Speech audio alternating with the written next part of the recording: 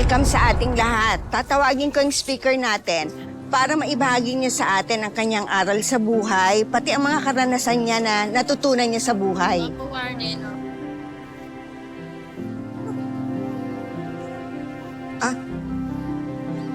Pupunta muna ako sa opisina, ha? Naiwan ko yung cellphone ko, ha?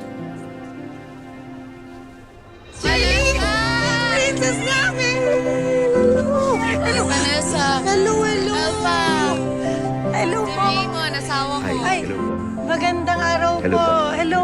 Hello po, ako po si Vanessa. Ay, halika, upo kayo.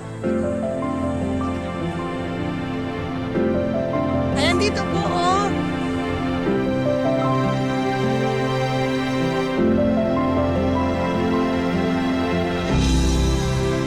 Magandang umaga.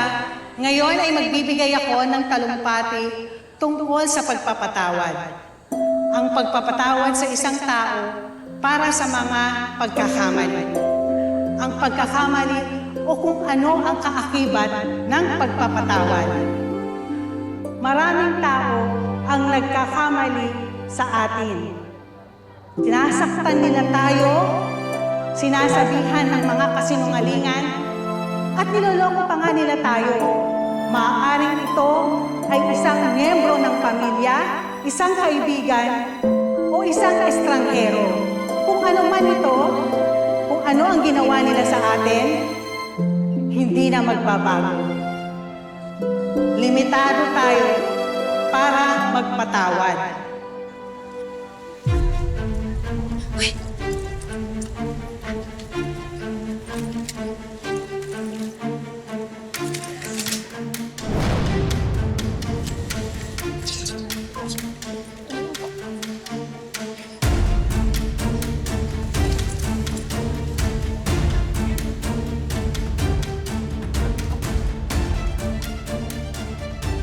Ma'am, handa na po lahat.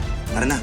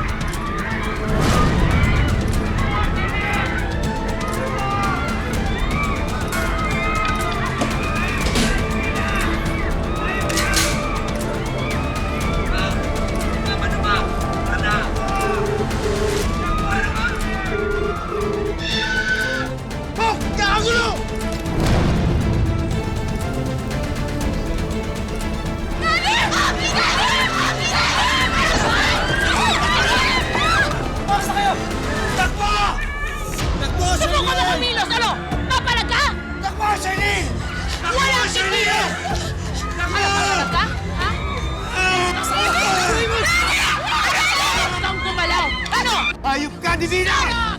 Iniwan ka na ni Charlene mo! Ma'am, ano ma? Tara na, ma'am! Tama nga! Oh! Ano gagawin natin?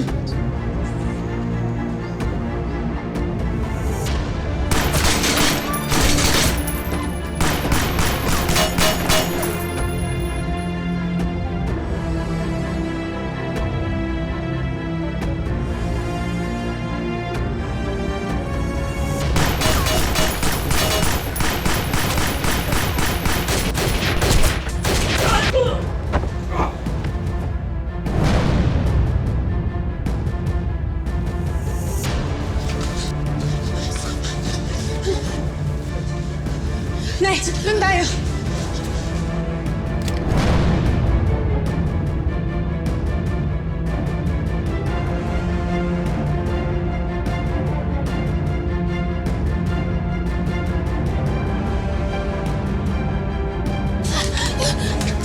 Ayun, sila dito! Dito! Baka mapurnado pa yung plano natin! Wala sa plano to! Di tayo mga katakas! Lumakas na tayo!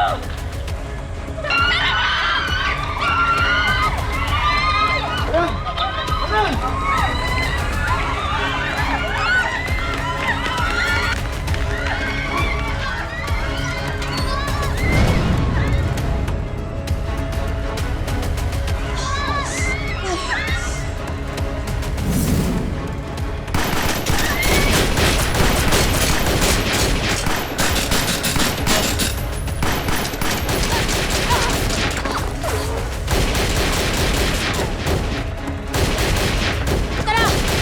Samahan niyo ako! Dali!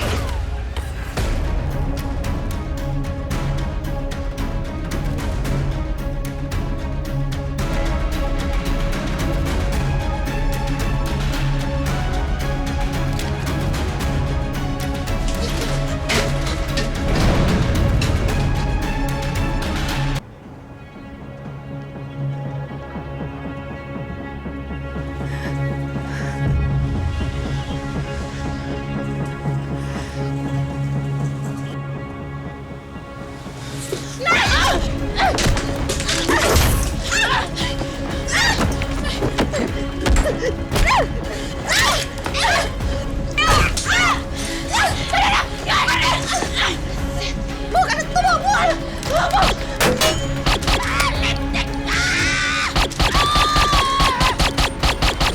Ano ba? Ano ba talaga sabi nila Ilani?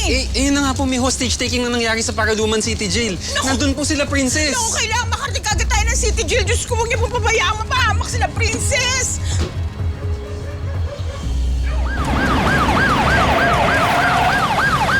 Nakikilos! Nakikilos! Namin kayo!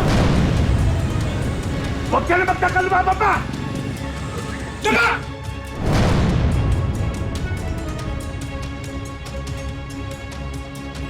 Magsitama kayo! Tama! Tama!